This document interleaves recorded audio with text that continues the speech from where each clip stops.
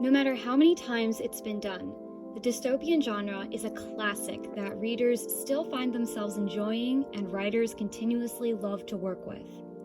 The idea that the future world, despite the drastic changes, is still worth fighting for has always been an interesting concept to me.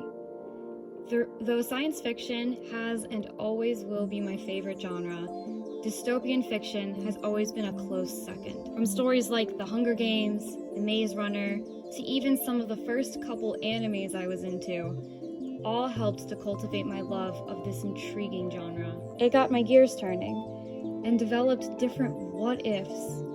Over the years, they've morphed into many images that have me hooked on the possibilities. One in particular was 100% inspired by the 2016 threats from the very far right, when they said they would all move to Texas if Clinton was elected president. This was in response to Texas saying they would become their own country if Clinton won. Over the years, I'd ask myself, what would that look like, to separate yourself from a country like that? That then brought me to another question. What would happen if a group of people decided to leave their country to make a new world for themselves?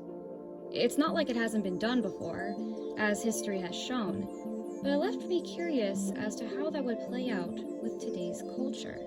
After giving it some thought, I came to these conclusions. 1. The people that would most definitely leave America would be the ones who are completely done with the expensive, toxic environment America has become. This would be a scenario in which nothing has been done to make living easier and safer for the people. 2. If continuing on the track of a more instant mass production, a decline of the environment and economic stability, America could very slowly slip into extinction. Even if some could survive, there wouldn't be enough life to call it a country ever again. Over time, these people would probably have come up with their own languages, culture, and even religions. Eventually, America would only become a memory, a part of history that people could only imagine. The chances of not just America, but the entire world becoming a hybrid version of times past, the ancient world, the Viking era, the medieval world, etc., are very much possible.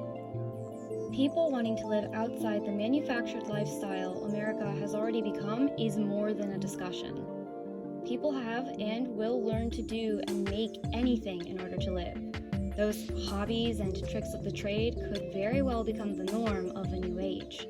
Just as settlers had to adjust and create a new normal for themselves, people would have to do the same if they truly sought to live in the free world they so desire.